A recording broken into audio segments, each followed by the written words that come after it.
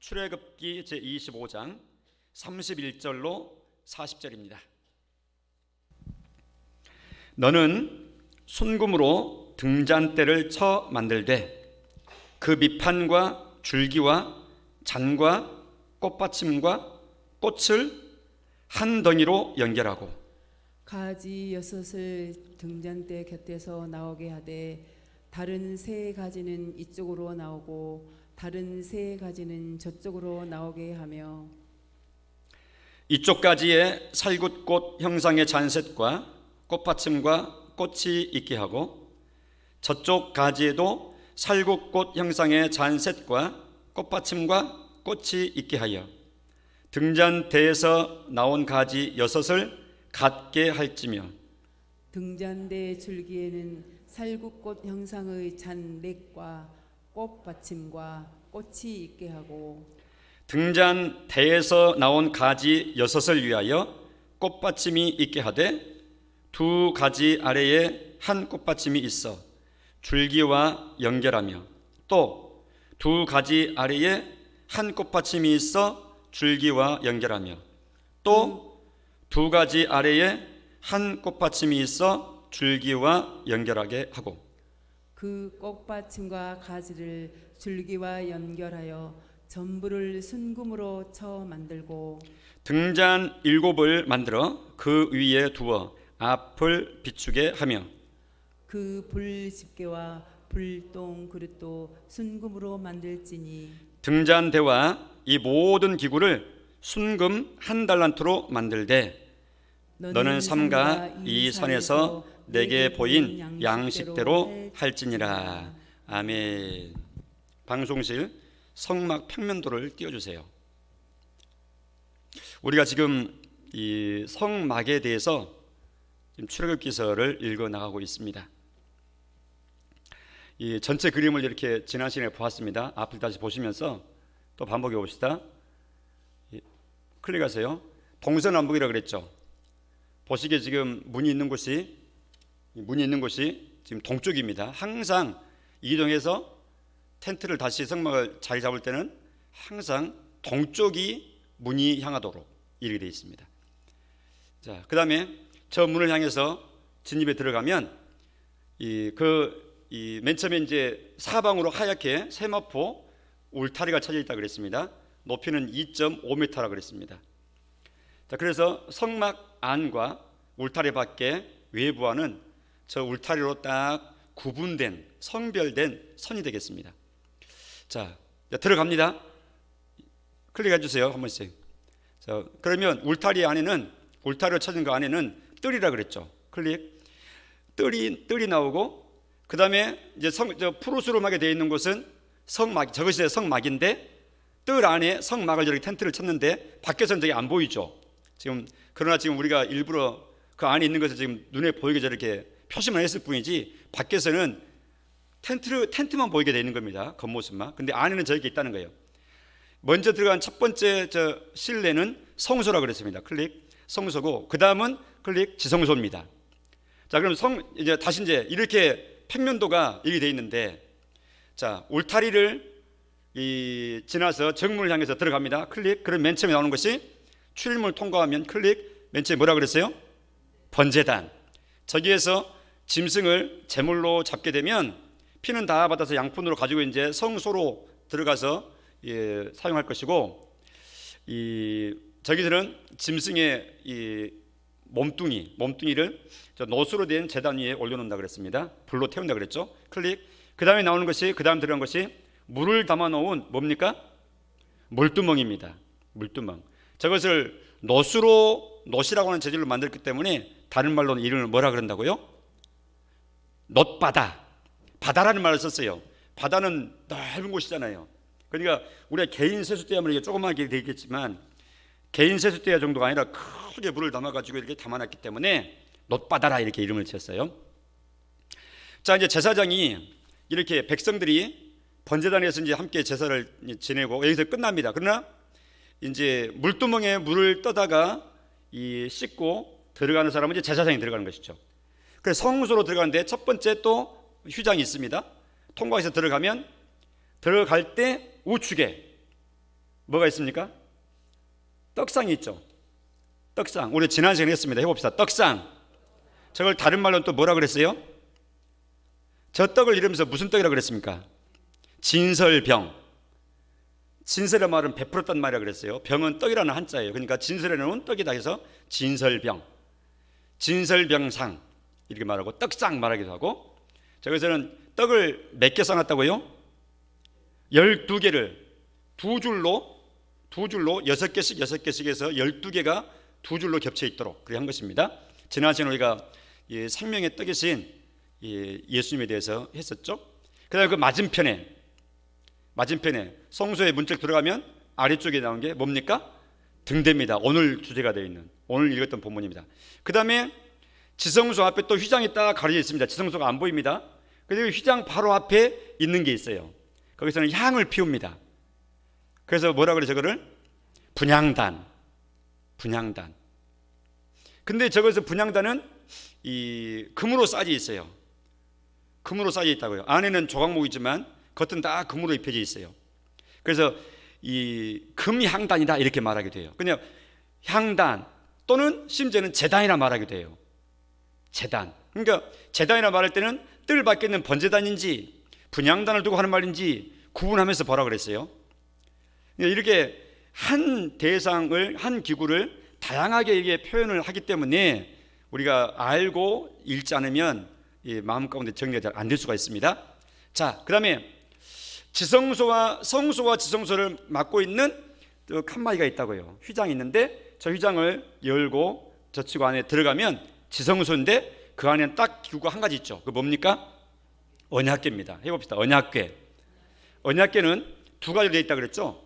몸뚱아리 궤는 법궤라 그러고, 왜냐하면 거기 법인 10계명이 들어있기 때문에. 그 다음에 법궤 위를 덮어놓은 뚜껑, 그 다음에 그룹들로 이렇게 이 옹이 받고 있는 이곳을 꺼서 뭐라 그랬죠? 속죄소. 해봅니다. 속죄소. 바로 그 뚜껑인데 속죄소 자리가 하나님의 자리다 그랬어요. 하나님의 자리다. 두 개를 합해가지고 언약궤 이렇게 명칭하는 겁니다. 자, 이것이 성막 전체의 이 평면도입니다. 자, 오늘은 그래서 그 다음 클릭 이제 등대입니다. 실제 모양이 이렇게 되어 있는 거야. 우리가 방금 복잡하게 뭐 이쪽까지 3개 나오고 저쪽까지 3개 나오고 뭐 이 두 가지 밑에 뭐 꽃받침을 해가지고 연결하고 막 했잖아요. 이 모양을 말로 글로 설명하려 보니까 방금 우리가 읽었듯이 이렇게 복잡하게 되어 있는 거예요. 근데 읽었던 본문을 한 그림으로 딱 해보면 바로 이 그림이에요. 이건 물론 상상도입니다. 상상해서. 그래서 이 등대는 모양이 이 한 달란트로 만들려고 그랬죠. 한 달란트면 금 한 달란트로 만들려고 그랬어요. 저 전체는 전부 다 금이에요. 양은 한 달란트입니다. 그런데 높이를 얼만큼, 어느 정도 크기를 해라. 방금 있었습니까? 없었습니까? 몇 큐빗 높이 있었어요? 큐빗이라는 얘기가 안 나왔어요. 폭을 얼마나 해라. 가지 길이는 몇 큐빗이라. 이런 게 있었어요? 없어요. 이것은 규격은 말해놓지 않았어요. 단 쓰는 재료 한 달란트의 정금, 순금으로 해라. 이것만 말해놓은 거예요. 그런데 이것을 실제로 만들었던 기술자인 부살렐이라고 하는 사람, 또 오홀리압이라고 하는 이 두 사람을 중심으로 해서 이제 만들었겠다. 이렇게 이제 생각해 볼 수 있죠. 저기 보니까 가운데 기준을 잡은 줄기가 있죠.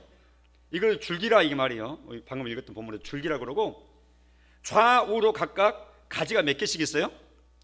3개씩 있잖아요.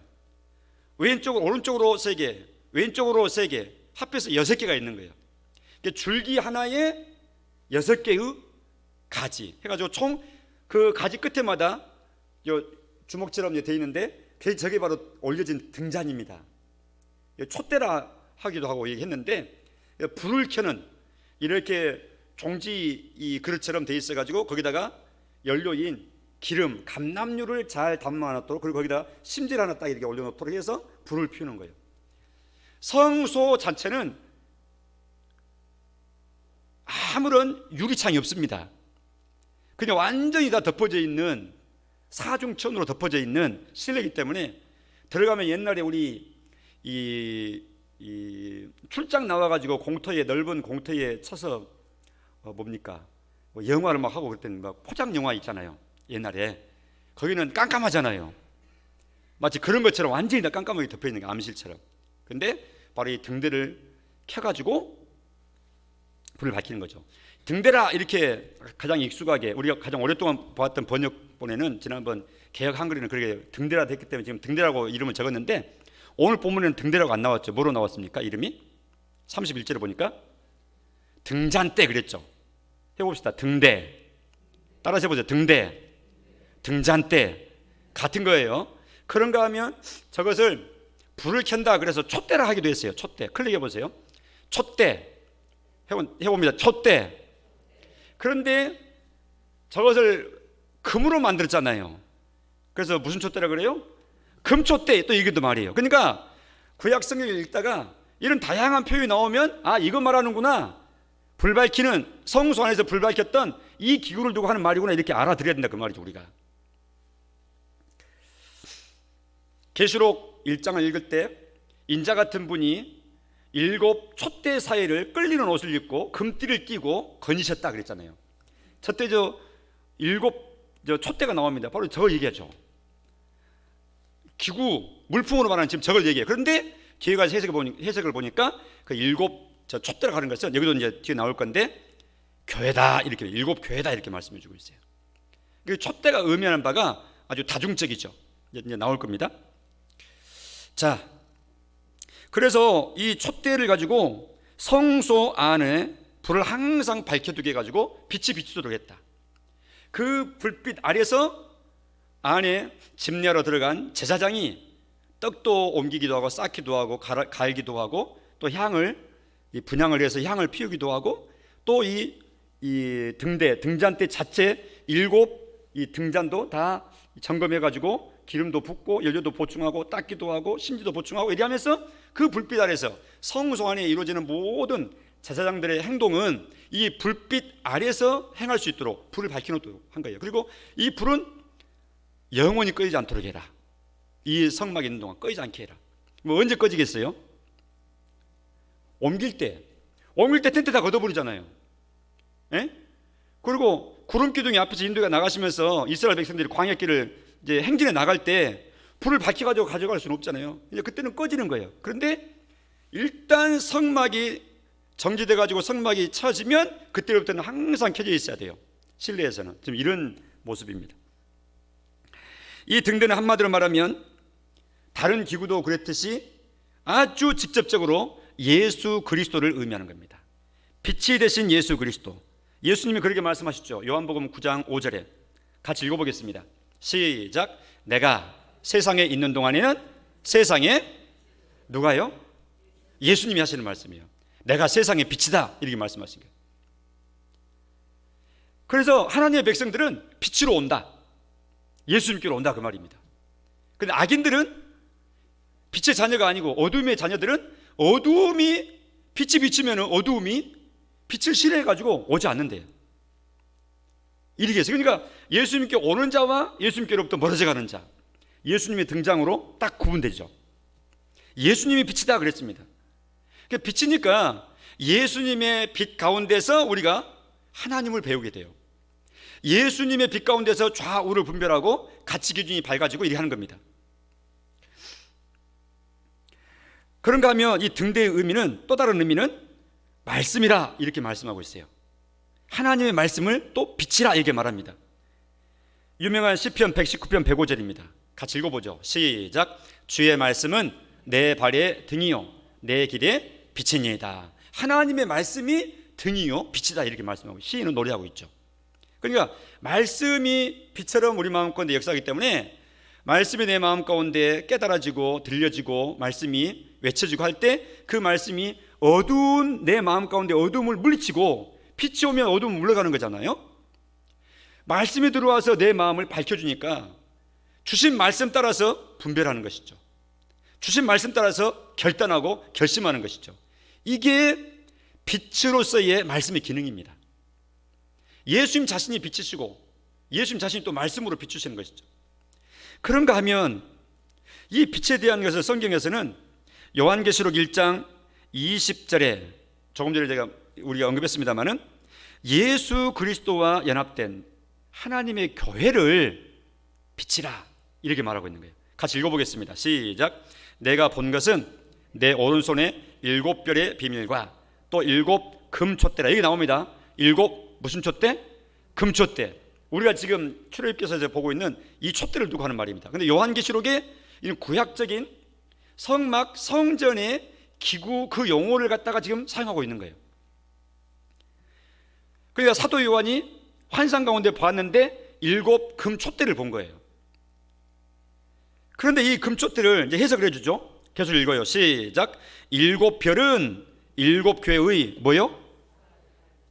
인자 같은 예수님이 오른손으로 7별을 붙잡고 있다. 이 환상을 보았는데 오른손으로 주님께서 붙잡고 있는 7별이 바로 교회의 사자다, 일꾼이다, 이렇게 말하고 있는 거예요. 하나님께서 예수님 피로 값주고 사신 예수님 몸과 같은 믿는 무리들을 딱 교회로 모으시고 그 교회에 일꾼을 딱 심어 놓으시고 교회를 위해서 일꾼을 꽉 잡으시고 하나님께서 일하게 하신다는 거죠. 이게 일하는 일꾼의 자존감입니다. 사람들이 알아주든지 몰라주든지 그런가 하면 바로 끝부분 7 촛대는 해석하시기를 다 같이 시작. 7 교회니라. 그러니까 불을 밝히는 저 등대, 등잔대 7 등을 밝히는데 그것을 일컬어서 교회다 이렇게 말하고 있는 거예요. 에베소 교회에 그렇게 말씀한 적이 있죠. 회개해라. 돌이켜서 회개해라. 회개하지 아니하면 너에게서 촛대를 옮기겠다. 그러니까 교회가 교회 아닌 것으로 버려버리겠다는 말입니다. 이게 촛대는 그때 교회를 두고 하는 말이죠. 교회다운 교회. 왜 그러겠어요? 교회가 바로 이 등대처럼 불을 밝히는 하나님의 기관이거든요. 어두움의 세상에, 깜깜한 세상에, 암매한 세상에, 칠흑 같은 덧없는 인생 가운데 교회가 복음을 선포하고 하나님의 말씀을 선포하고 하나님이 인정하시는 길을 알리고 인생의 참 도리를 알리고 이리 어둠이 이것이 어둠이다, 이것은 악한 길이다, 이것은 선한 길이다 알리고 말씀으로 밝히는 곳이 교회거든요. 바로 우리가 교회 아닙니까? 성도는 우리가 교회라고요. 그러니까 우리가 각 마을에서 또 우리가 우리 시대에 살아가는 것 자체가 우리가 마치 등대에 등잔대에 불이 밝히는 것처럼 교회인 내가 성도로서 이 사회에, 직장에, 가정에, 마을에 섞여 살면서 나를 통해서 하나님의 빛, 옳은 빛, 인생으로서의 나갈 길 빛, 이거를 비추는 역할을 등대처럼 하라는 거예요. 이 등대의 불은 꺼지면 안 된다 한 것처럼 계속해서 꺼뜨리지 말고 밝혀야 돼요. 성도인 삶 우리가. 그래서 너희의 빛을 사람 앞에 비추게 하라. 너희는 빛의 자녀처럼 행하라. 이렇게 말씀하신 겁니다. 받아서입니다. 교회가 빛이다. 내가 교회다. 내가 빛이다. 그러니까 교회 하면은 딴 얘기처럼 막 들어버리니까 아직도 우리가 교회 얘기하면 항상 내 자신을 생각하세요. 다시 한번 해봅시다. 손 한번 내보세요. 이렇게 손 한번 내보세요. 탁 이렇게 치세요. 내가 나를 치는 거니까 괜찮습니다. 세게 쳐도 합니다. 내가 빛이다. 내가 교회다. 내가 교회다. 내가 빛이다. 교회를 빛이다. 7 교회가 빛이다. 등대다. 촛대다. 이렇게 말씀하고 있는 거예요. 그러니까 촛대가 불 다 꺼져버린 촛대 상상할 수가 있습니까? 그건 촛대 기능 못하는 거죠. 우리가 촛대라고 말씀하시니까. 자, 그런가 하면 이 금촛대의 모양을 보세요. 자, 지금 대단합니다. 저거를 말이죠. 저 속에 담겨있는 의미 중에 한 가지는 보세요. 기준을 잡는 줄기가 딱 올라와서 중앙에, 그리고 좌우로 3가지씩 총 6개가 이 줄기에 붙어 있는 거예요. 이 전체로 예수님을 나타내지만 방금 우리가 교회가, 성도가 또 이 등대의 빛이라 그랬잖아요. 즉 이 두 이미지, 우리 주님이 등대이시고 또 이 성도도 등대요 빛의 역할을 하고 할 때 이 중앙의 줄기, 곧게 뻗어있는 기준이 되는 것은 바로 예수님을 잘 보여줍니다. 그리고 예수님께 가지가 연결돼서 붙어져서 좌우로 퍼져 있는 이것은 성도들을 두고 하는 말입니다. 이것은 그리스도와 성도의 신비한 연합입니다. 받아서입니다. 그리스도와 교회의 연합. 우리가 주님을 떠나서는 아무것도 할 수 없어요. 주님 말씀대로 너희가 나를 떠나서는 아무것도 할 수 없느니라. 나는 포도나무의 원줄기다. 너희는 가지다. 너희가 내 안에 있으면 많은 열매를 맺는다. 뭐 이렇게 말씀하시잖아요.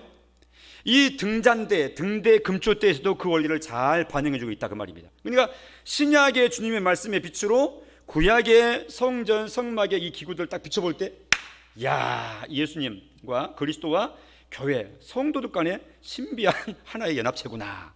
등대의 모양을 보면서 우리는 그것 깨달아야 돼요. 촛대가 총 7개인데 가운데 하나, 기준이 되는 예수님은 곧 하나님이십니다. 상징적으로 말하자면. 그리고 나머지 6은 사람의 숫자죠. 6은 사람의 숫자입니다. 7은 하나님의 숫자고.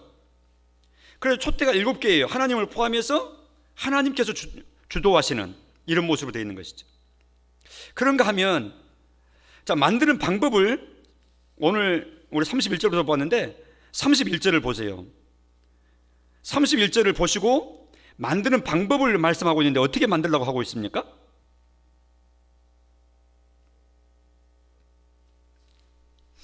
그 작업하는 모습을 나타내는 단어를 한번 찾아보세요. 31절에서 어떻게 만들려고요? 처 만들래 그랬잖아요. 처 만들래. 이 말하니까 참 웃음이 나오는데요. 옛날 생각나서. 이 아이들이 얘기하면서 그래요. 너 처 맞을래?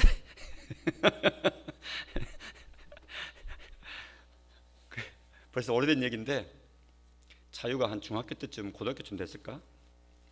자주 얘들 한 세대 위에 부모 세대 또 우리 어른 세대는 처 맞을래 그러면 아유 그냥 살 떨리는 말인데 애들은 그런 말이 아주 일상의 말이더라고요. 그래서 야 그런 말 어떻게 하니까 상당히 센 말인데 근데 자기들은 일상의 말이에요. 일상의 말. 그래서 그러면 그래도 좀 더 순한 말로 한번 골라서 써봐라. 처 맞을래? 그러더라고요. 처 맞을래? 그냥 차자는 빼지. 그냥 맞을래? 이렇게 해라. 그래 애교스럽겠다.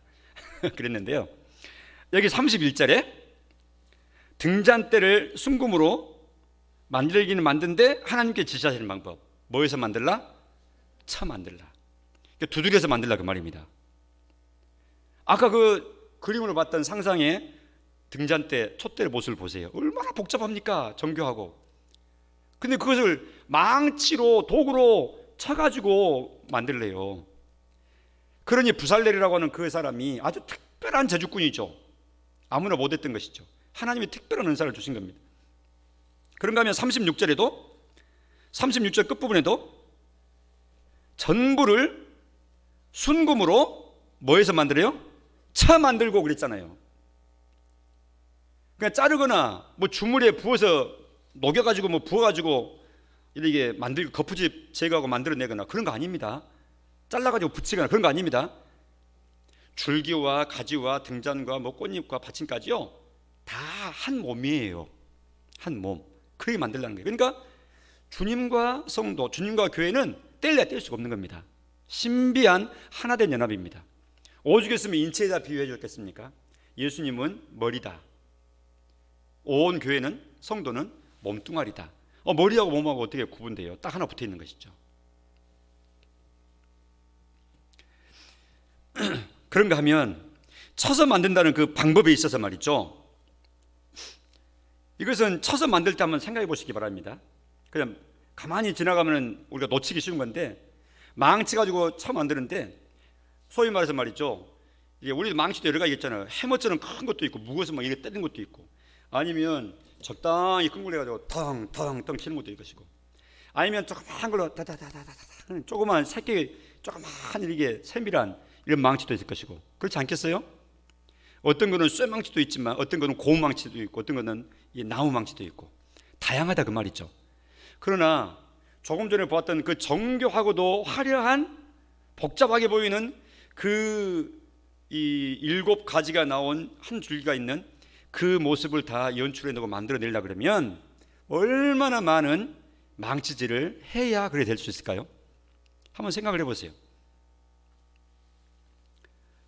여러 종류의 망치가 필요했습니다. 이것은 하나님께서 쓰시는 이 도구가 그런 많은 크고 작은 두드림 속에서 드디어 탄생이 되었는데 이 교회라고 했을 때 이 등잔대를 교회라 성도다 우리 이렇게 의미를 한 가지 짚고 갈 때 그런다 그러면 이 불을 비추는 온전한 등잔 때의 출현은 많은 두드림 속에서 나온다는 사실이죠. 우리가 깊이 생각해야 됩니다. 하나님께 쓰임받는 하나님의 백성들, 멋진 작품으로 온전한 모습으로 다 만들어지고 완성돼 갈 때에는 수천 번, 수만 번을 두드렸을지 몰라요. 그 등잔대를 만들 때 하나님께서 우리를 시련의 망치로, 역경의 망치로 만지십니다.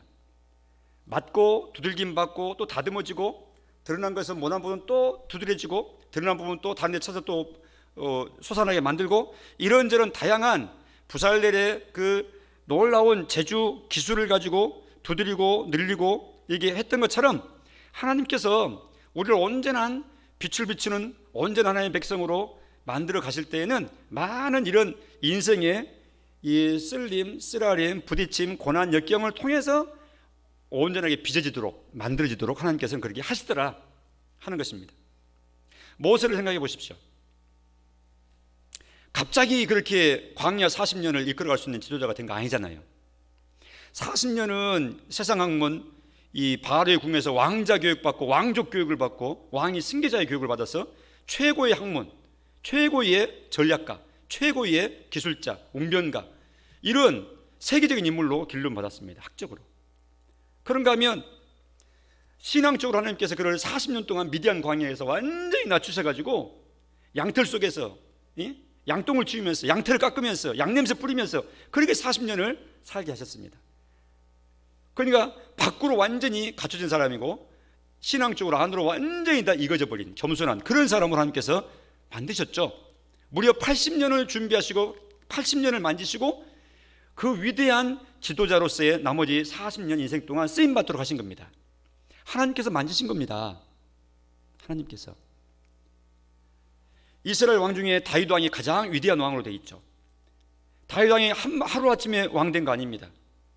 골리앗을 목을 벤 이후로 사울 왕의 시기와 질투를 집요하게 받아서 10년이 넘도록 쫓기고 죽을 고비를 많이 넘기고 굶기도 하고 이리 하면서 단련되고 연단 받아가지고 결국은 하나님을 지극히 작은 부분, 세밀한 부분까지 하나님의 인도를 받는데 아주 연단 많이 받고 나갈는지 말아야 될는지 적공을 쳐야 될는지 말아야 될는지 다 하나님 앞에서 훈련받고 연단받고 이리 해가지고 나중에 하나님께서 이스라엘의 성군으로 영웅과 같은 존재로 세우셨다 그 말이죠. 많이 맞을수록 더욱 정교하고 아름답게 만들어지게 됩니다. 믿음의 시련이처럼 더욱 온전한 하나님 백성 되도록 하나님께서 귀하게 쓰신다는 사실. 그러므로 어려움 가운데서도 괴로움 가운데서도 하나님의 그 말씀이 기억났으면 좋겠어요. 어떤 말씀? 받아서입니다. 범사에 감사하라. 이 말씀이 생각나야 되는데요. 비명소리 나고 신음소리 나고 하고 이게 고통의 소리가 나는 때 그 말씀이 그 순간에 이것도 범사에 들지, 이것도 감사를 하시는데 이건 인간으로 감사할 수 없다. 믿음으로 감사해야 되지. 하나님 감사 선포하고 하나님께 맡기고 견디고 나아가면 하나님께서 반드시 하나님의 선하신 뜻을 이루실 거야. 하나님 그렇게 일하신다 그랬잖아. 하나님 바라보고 내가 이겨야지. 이러면서 불평과 원망과 낙심과 회의와 의심과 주저앉음 그게 아니라 하나님을 온전히 바라보는 절대 믿음, 신실한 그런 믿음을 가지고 하나님 감사합니다. 눈물 속에서도 고통 중에서도 하나님 감사합니다. 주의 뜻이 이루어지이다 하면서 주님께 맡기면서 나아가는 이러한 멋진 성도. 야고보서 1장 2절 이하에 보면 야고보를 통해서 그렇게 교훈해 주시죠. 너희가 여러 가지 시험을 당하거든. 이 시험은 고난을 얘기하는 겁니다. 시련을 두고 하는 말입니다. 온전히 기쁘게 여겨버려라. 이유가 있다. 3절. 이는 너희 믿음의 시련이 인내를 하도록 만든다. 너희에게 인내가 있도록 만들어준다. 그래서 이 인내를 계속해서 그 인내 가운데 견디고 해 나가게 될 때 4절. 너희로 온전하고 구비하여 조금도 부족함이 없게 하려고 하나님께서 그 좋으신 뜻을 품고 너를 지금 만들어가고 계시는 거야. 그러니까 믿음의 시련이 있을 때에 낙심하지 말고 잘 견디고 하나님 바라봐라.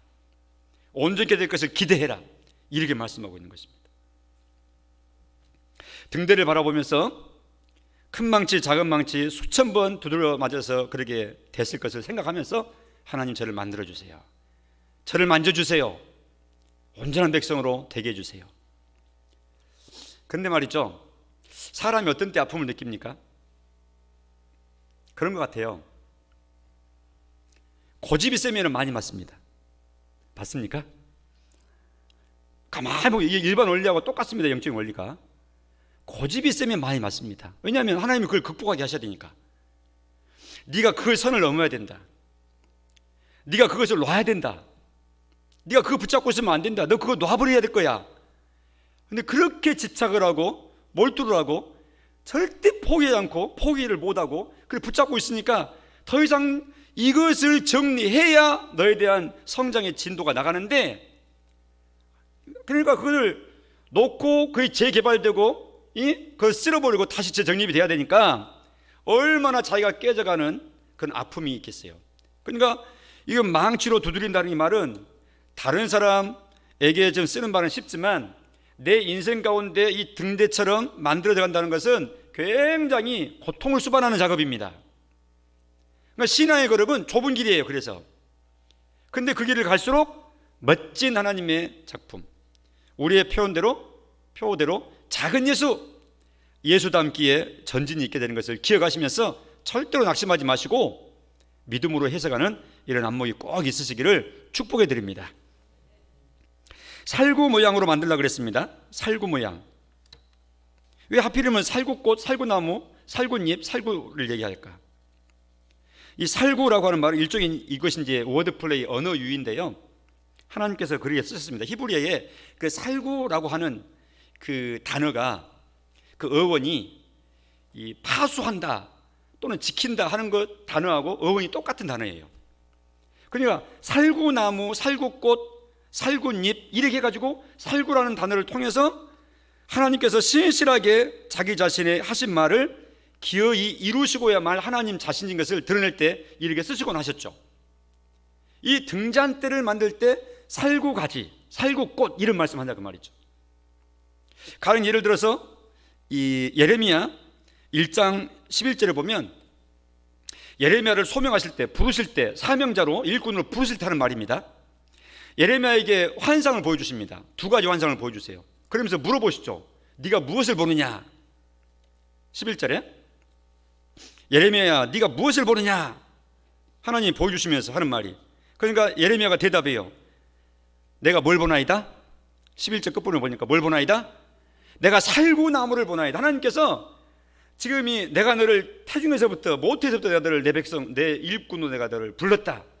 너는 내가 누구에게 보내든지 가서 말을 해라.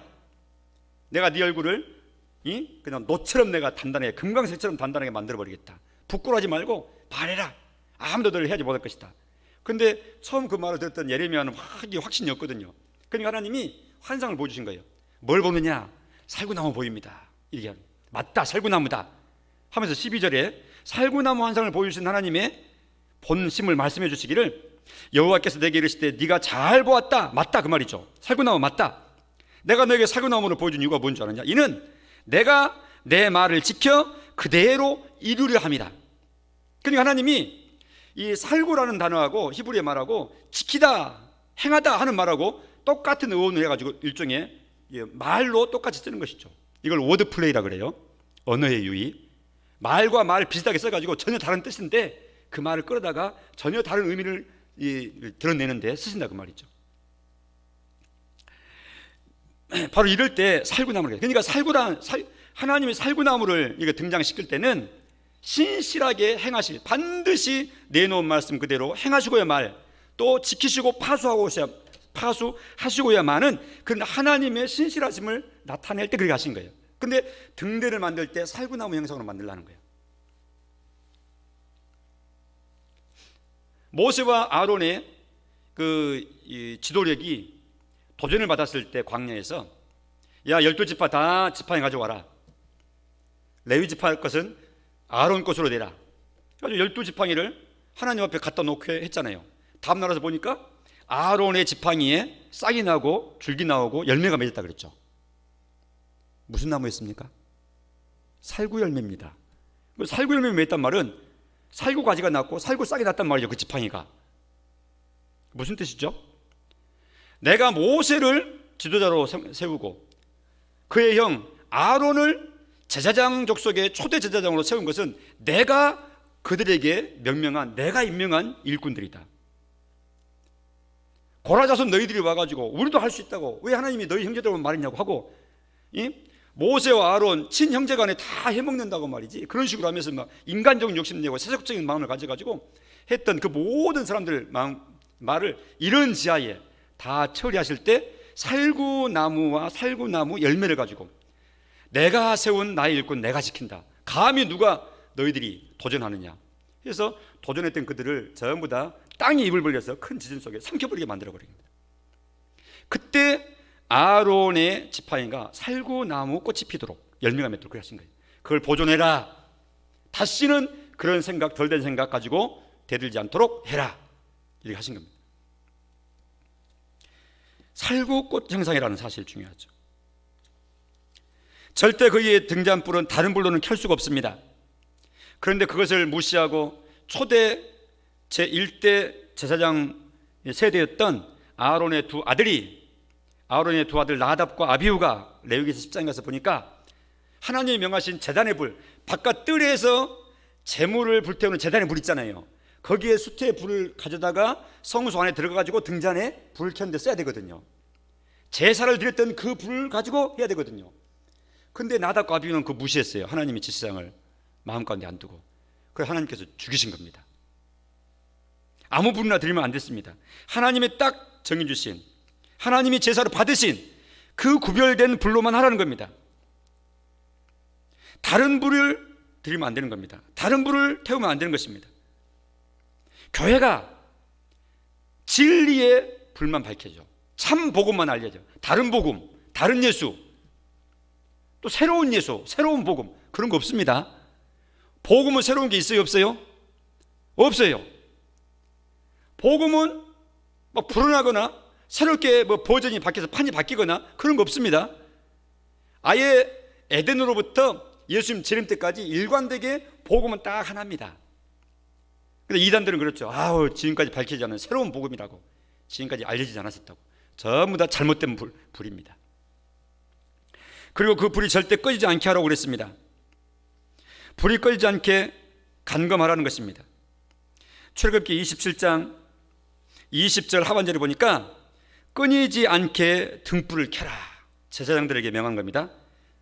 출애굽기 27장 21절에도 보니까, 중간에 보니까 항상 저녁부터 아침까지 항상 여호와 앞에 그 등불을 보살펴라. 꺼트리면 안 된다. 이게 제사장의 직무입니다. 우리가 제사장적 역할을 우리한테 허락해 주셨고, 너희는 왕 같은 제사장이다. 우리에게 신약에 구약의 제사장 똑같은 그런 제사장 아니지만 그런 제사장과 같은 직을 하도록, 영적으로 그런 기능을 하도록 성도인 교회의 누리를 제사장으로 하나님께서 임명해 놓으셨다고요. 제사장은 불 꺼트리면 안 돼요. 말씀에 불을 꺼트리면 안 돼요. 파수해야 돼요. 진리를 파수해야 돼요. 사그로 들고 꺼져버리는데 놔두면 안 되죠. 계속해서 그 기름을 붓고 간수하고 이르게 해야 된다, 그 말입니다.